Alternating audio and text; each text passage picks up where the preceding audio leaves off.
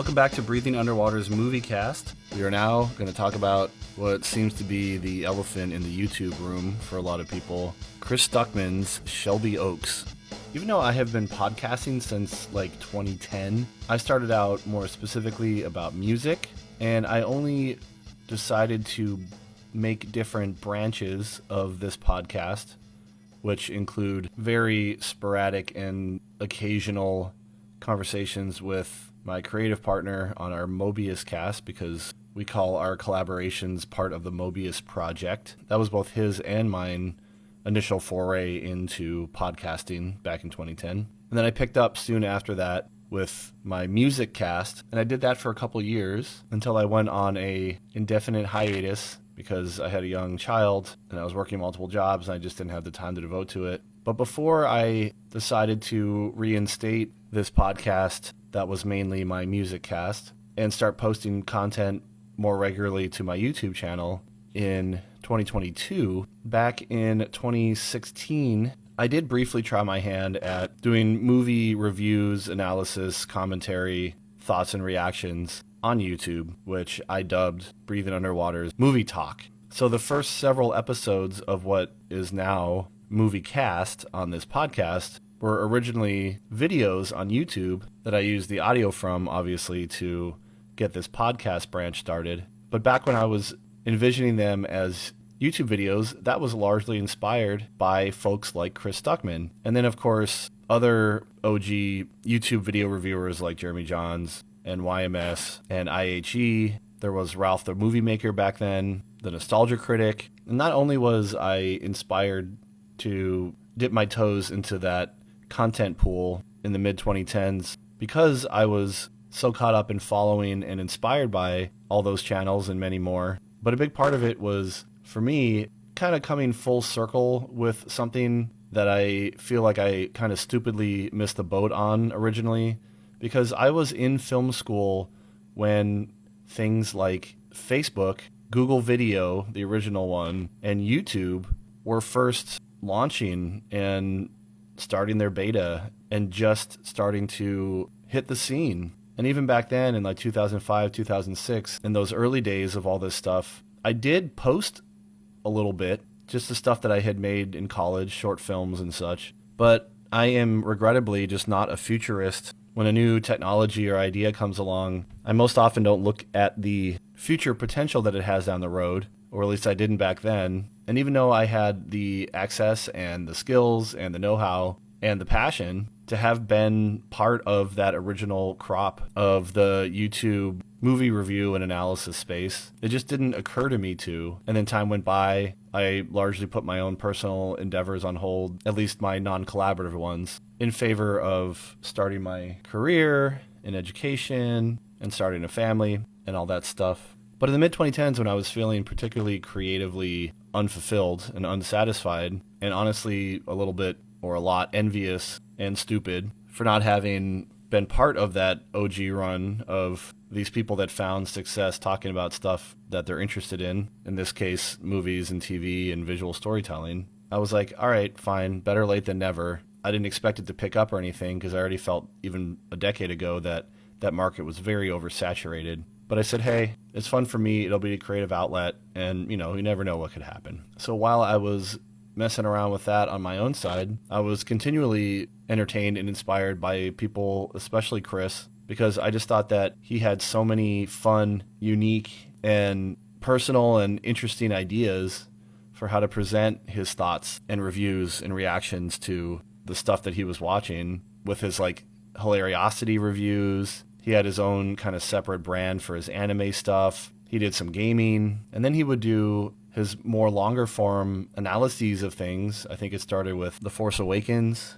if I'm not mistaken. Didn't mean that to rhyme. And I really liked what he had going on there. I also thought he just had a lot of energy. His passion for the craft was palpable, and things just kind of moved forward like that with him. And I've been a follower since the early to mid 2010s, whenever I discovered him, probably like 2013, 14, somewhere in there, up until now. And the reason that I give all this context is because I know that, at least in the YouTube sphere, he's become more of a controversial figure, and it's really hard, I think, for a lot of us, especially those that are both or either part of that space and or current or former fans of his and his brethren, to separate our experience and our history with him and his content and what it's become with where he's headed now as a legit Hollywood released filmmaker. And anybody that's been following him for any length of time should be well aware of the fact that his intention has always been to make movies, and his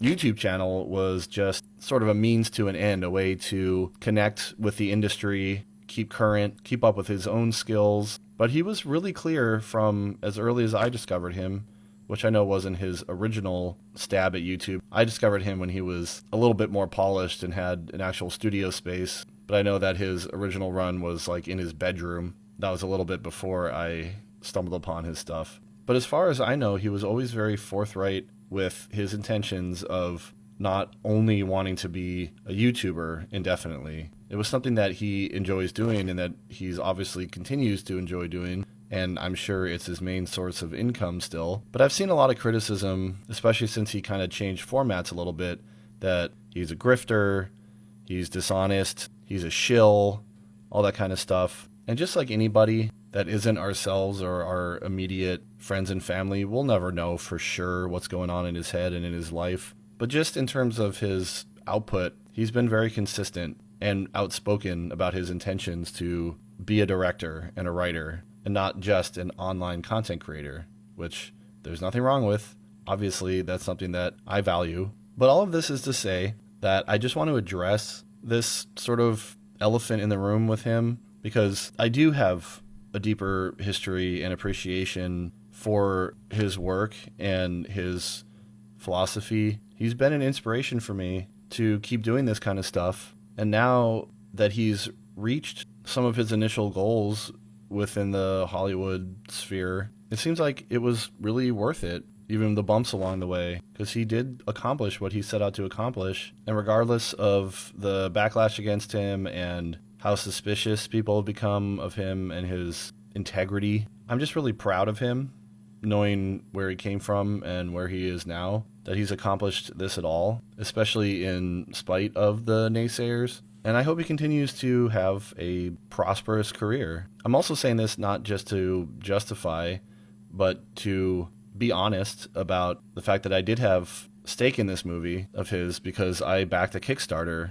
the original run of it, because like I said, I've been a fan of his for years, and even though he did start to lose some of that energy and entertainment value on his videos overall, even before he kind of changed formats, I could tell that he was either losing his kind of all-inness, or what I suspect is more accurate is that he just was putting his creative energy into other bigger things, and his YouTube videos were becoming more of a job and an obligation that I'm sure he still enjoys. But once the opportunities started to present themselves to actually like write and produce films, I'm sure that that siphoned away a lot of his desire and ability because of time and resources and everything, not to mention the fact that he has children, young children, and that whole thing coincided largely with this process of getting his movie backed on Kickstarter and then the production and all that.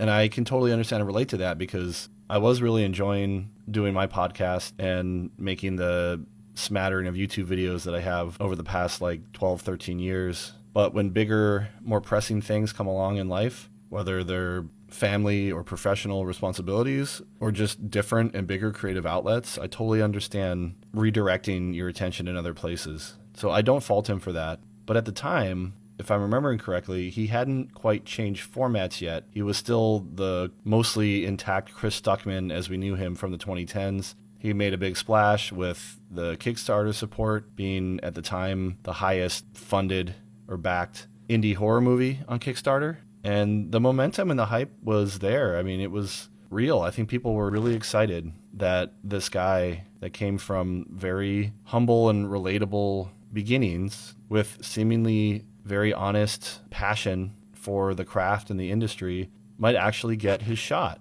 And we all wanted to see what was going to happen. And then, of course, COVID. And in that time, between the Kickstarter and the release of this movie, sometimes frustratingly so, it just seemed to take forever for any momentum to happen after the movie was produced. Yeah, we get updates here and there, but most of the time it was like, hey, things are happening behind the scenes, but we can't say anything about it now. We'll let you know at some unforeseen time in the future. And after a while, I started to feel like, is this thing ever really going to happen? And I'm sure that did for him too. And then during that time, he changed formats on his channel of becoming a film criticism or a film critic to his YouTube channel becoming a place of film celebration, where he wouldn't do the hilariosity stuff anymore, and he wouldn't do some of those, which I thought were sometimes the most entertaining and creative reviews that he would do, where he just would tear down and dig deep into why something was as bad as it was or misdirected. Like, one that stands out to me was when he sits down in front of his camera to do a review of, I think it was Paranormal Activity, like the marked ones or something like that. I don't know. I never saw it. And partially because of his review, because it sounded so bad. But it was really clever because he gave us this voiceover while he was just making funny, disgusted faces about all his different ideas about how he could go about the review. And from those hypothetical thought patterns that he was having, we got a very clear picture of how he felt about the movie. And then when he actually opened his mouth to start the review, he had like nothing to say. And I just thought it was like really clever, really funny. And he said, I'm not going to do any of that anymore. And that was definitely disappointing. Because like I said in episode 32 of my Moviecast side of this podcast, and my reaction to the whole Finn McKenty implosion, I don't come to this space first and foremost for truth and facts and the discovering of knowledge and things like that. I come here and I watch and listen to YouTube videos more than I do podcasts, because I find the format of what people do on here, whether it's entertainment or informative or somewhere in between, to lend itself to much more of an entertaining experience than a lot of podcasts, which I know is ironic because I'm making a podcast. And honestly, the only reason that I do a lot of this as a podcast and not like longer form YouTube videos is because the audio side of it takes long enough. The video side, I just would never, ever have time to edit all that footage, even if it's just like random clips and stuff like a lot of movie reviews do, where they just show the trailer or something. Just getting the audio takes up more than enough time than I have available with my life as it is. So to add visuals to that, it would just be utterly impossible for me. That's why I've kind of separated out my more long-form, rant-based, discussion-based, interview, stream of consciousness kind of stuff to here, because it only involves audio editing. And then if I have something a little bit more visually oriented that lends itself more to concise and focused packaging, that's why I have given myself the YouTube avenue too. And I think a lot of content creators feel that way. But that is honestly why I don't listen to as many podcasts as I used to, was because they tend to be a lot more loose and open-ended and discussion-based and much longer. And I get bored of that stuff after a certain point. And it's just harder to keep up with. But with more short-form YouTube videos, even though a lot of it is just talking and the visuals don't really matter that much, anything under like 20 minutes is a lot more palatable, and I can follow a lot more and a lot broader creators that way. So even though I do still follow Chris and I still value his opinion, like a lot of people, I am frustrated and a little disappointed with his change of format and his kind of shedding off of a lot of the more entertaining stuff for just having to be more rote, like here's why I like this movie or here's why I recommend this movie. It is definitely more dry and not as engaging. And because it's not a straight up review, you know you're going to be getting a more positive or at least constructive spin on things, and that does tend to take away a little bit of the anticipation when you see the thumbnail and the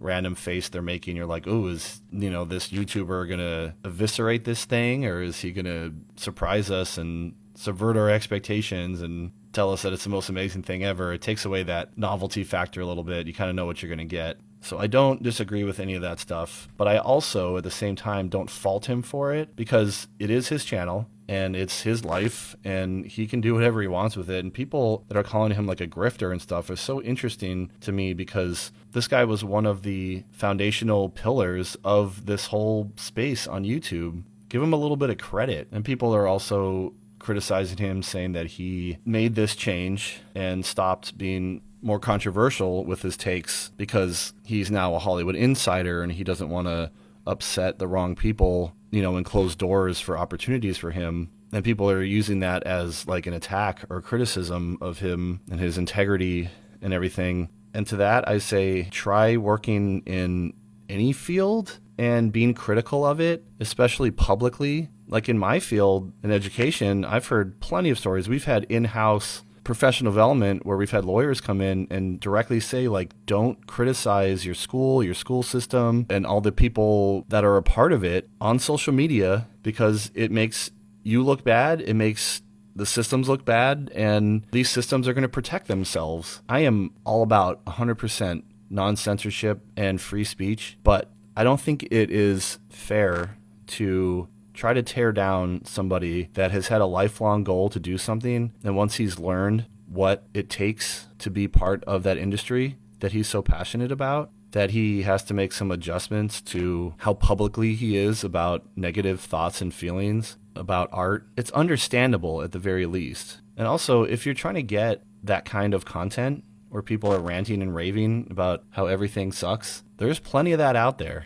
Just like with anything, if you don't like it, don't engage with it. And honestly, if I had discovered Chris now and I didn't know about him from before, I probably wouldn't engage with his stuff like I do. I follow him more out of loyalty and respect than really out of any kind of real value that I get out of his content these days. But he's also not the only voice that I listen to. He's just one of the many. And I find more value in getting a lot of different perspectives, because I've also tried to make it a point to follow, at least check out and see if they meet my criteria of being entertaining and informative enough for me to follow them regularly. But I follow a lot of young YouTubers who are trying things out, finding their feet, finding their voice. That's very inspiring to me too, that people, even in this incredibly oversaturated area of content creation, that people are still willing to put themselves out there, try their hand at it. And I want to support that. But Chris is in a very different place. He did that. He put in his time, and now he's moving to another echelon. And it makes sense that something's going to give. And it also makes sense that he's got to play by certain rules if he wants financing and support for his projects. That's a big reason. I talk a lot about the fact that I went to film school, but I don't say that to like pat myself on the back or something, like good for me. I just offer that as context for my interests and my passions and my skills. But honestly, especially having grown up with a freelance musician father whose whole life was dictated and affected by his industry and the kind of games that he had to play, the networking, the rules, how challenging emotionally, physically, spiritually it was, at least what I experienced on the outside. It was fun going to film school and indulging in this craft that I love so much. But once I looked at it as a economic venture, I realized even back when I was in my early 20s that my investment in a degree in this field was not only not really necessary, but actually detrimental to my life goals of stability and consistency and a little bit of predictability when it came to income and health insurance and wanting to start a family and having some stability and predictability around that. I knew, based on my dad's lifelong journey in a similar kind of field, that it was going to be hard and I'd have to be like religiously dedicated to it. And I just wasn't. I was to the craft, but not to the field, not to the industry. And I think that's a big thing that people don't tend to realize, especially, I don't know, maybe it's just my generation and it's different with the younger generations ahead of me now. But in the 90s, it was all about like, follow your dreams, do what you love, get a degree in whatever, who cares, just get a degree. But your dreams and your passions don't always translate to reality and to safety and sustainability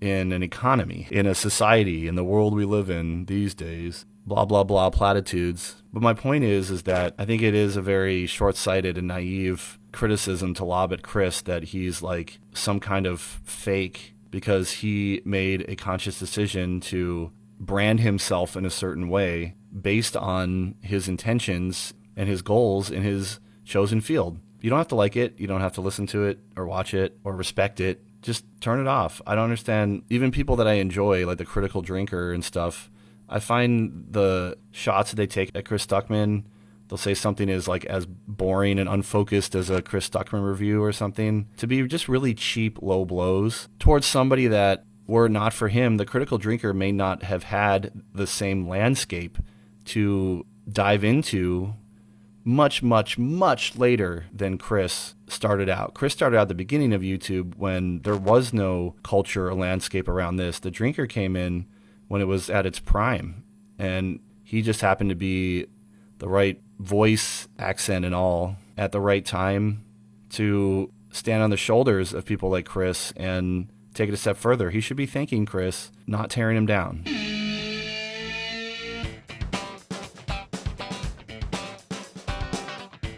All right, all that said, let's talk about Shelby Oaks, shall we? So even though the hype was waning by all the years that went by in between the Kickstarter and this thing actually coming out, there was, at least to me, a palpable hype that was starting to build back up when this thing finally got a release date and posters and marketing material. And we knew that it was actually going to come out in theaters because I think probably Chris and his producers and everything too started to fear after a while that even with the initial groundswell that this thing had, so much time had gone by that it was going to be potentially more safe of a bet and cheaper to just dump it onto streaming. And there's been so much more high profile stuff that has gone straight to streaming that could have made a lot more money in theaters. And then when Neon picked it up, was like, whoa, they had just come off a Best Picture win with Anora, and then they announced that they were going to be releasing Shelby Oaks worldwide theatrically. That was huge. I was just so proud and happy for Chris that this was happening at all.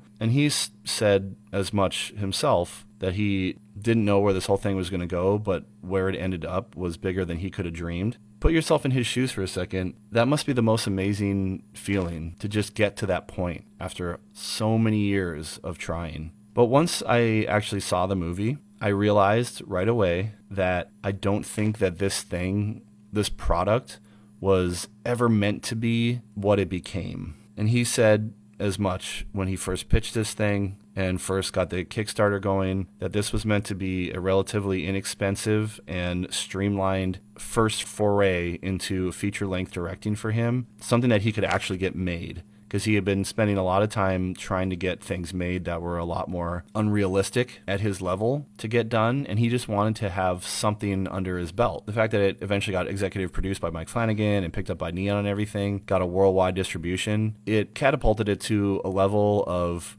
hype and scrutiny I don't think it was ever meant for.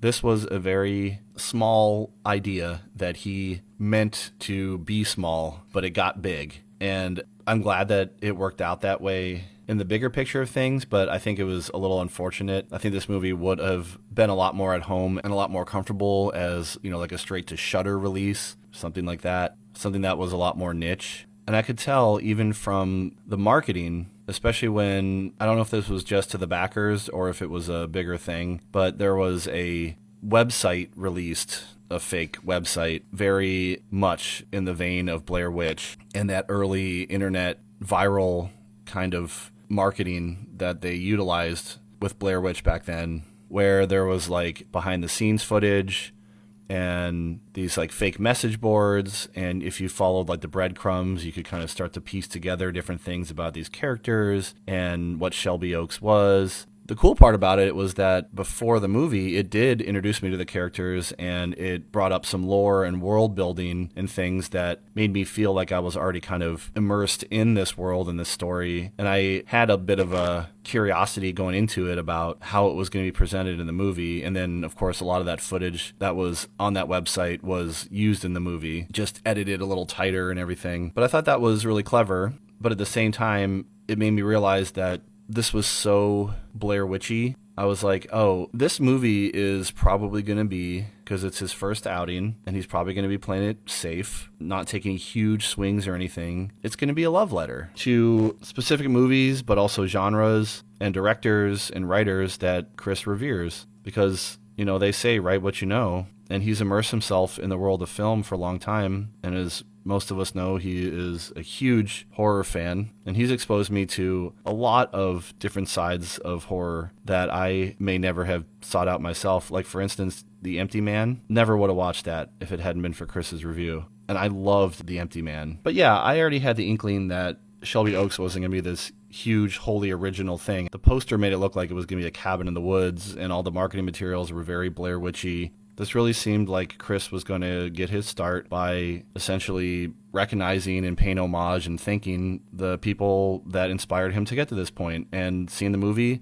that's exactly what it was. It was all these different pieces, sometimes that didn't congeal at all, of big variety of different horror, thriller subgenres and tropes, cliches, character archetypes, even shots and lighting choices, sound choices. There was everything in there. There was Hitchcock, there was Robert Eggers, there was Eli Roth, there was American Werewolf in London. I mean, there was just so much that I was like, oh yeah, that's like that. But I didn't fault him for that. Just like when I first saw Kill Bill, for instance, and I was like, oh my God, this is just a recreation and a ripoff. When in my pretentious early 2000s film school perspective, I was like, oh, he's just ripping off of everything, of anime and The Searchers and Bruce Lee movies and da-da-da-da. Because also I was being exposed to a lot of that stuff at that time. Like, I didn't know what The Searchers were until I took a Western class where we watched Western films and read Western books, and we watched The Searchers, and then I saw Kill Bill, and I was like, oh, he's ripping off The Searchers. But no, he was paying homage to all these things. Kill Bill was his love letter to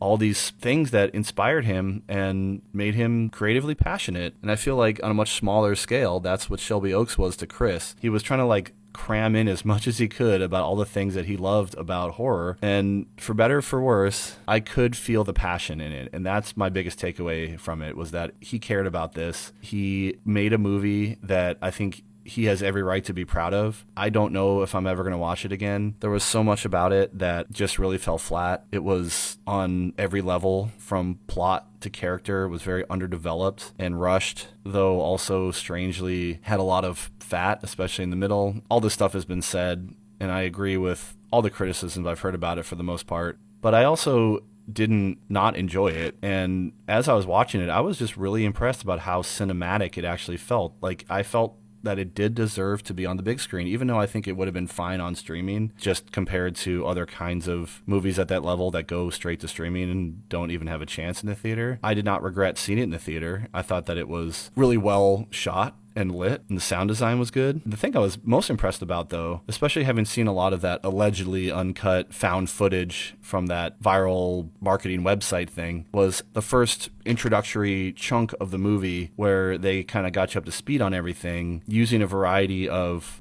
diegetic, narrative, standard kind of filming techniques to more documentary and news footage, and then all the found footage stuff. When I originally saw the found footage stuff, I was like, oh my God, are we going to have to sit through like these 4 to 15 minute clips of them just walking around, shining flashlights and jumping at nothing? Which was fine for it being in the context of that website, because that's what it was supposed to be. It was just like their fake YouTube show. But as a movie, I was like, oh my God, if they're going to show these long, uncut clips from their show, it was going to be really slow and boring. And I thought the editing was the most impressive thing that they did in the movie overall, was that they managed to exposit a lot of information in relatively concise and well-delivered ways. It's just the problem was they didn't do anything with it after that. The main character, I think her name was Mia, was just not very interesting, and I agree with everybody, and I was saying it to myself and my wife and my son, because we all saw it together,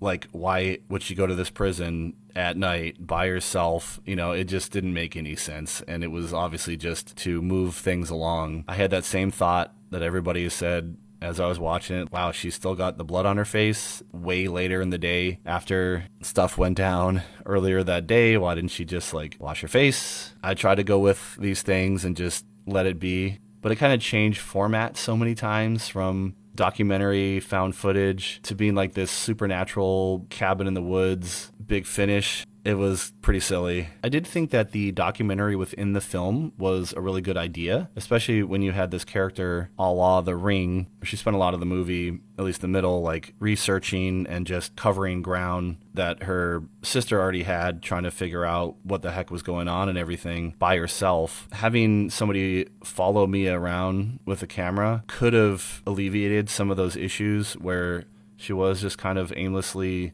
looking stuff up and walking around places. Could have gave her somebody to interact with. They set that up, but they didn't do anything with it until the end. So I thought that was a missed opportunity. So yeah, in the end, I agree with most people's takeaway that I've heard since it came out, that it was a surprisingly solid start for somebody's first foray into feature-length narrative filmmaking. He obviously has some skills and some chops, and he knows and understands visual language. He has a lot of potential, but on the writing front, it would behoove him to have co-writer or maybe direct other people's scripts. I totally understand the desire to write what you direct because it's your fully enclosed vision, but I think all artists, especially in a collaborative field, have to weigh that against the quality of the final product, not just that sense of safety within control of the process. I know it can be hard to let go, but I feel like I say that a lot. I've brought up Robert Eggers a few times, and he's one that I really feel would benefit from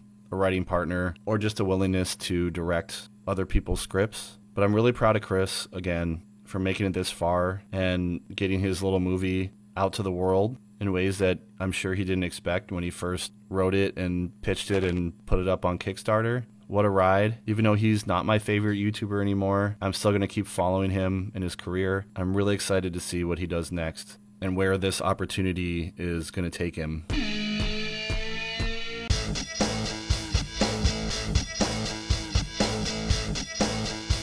I've been Dan. I can't tell you how much I appreciate you listening to this. You can find me and all the ways to contact me, follow me, and yell at me about all the things that I'm wrong about at breathingunderwater.us.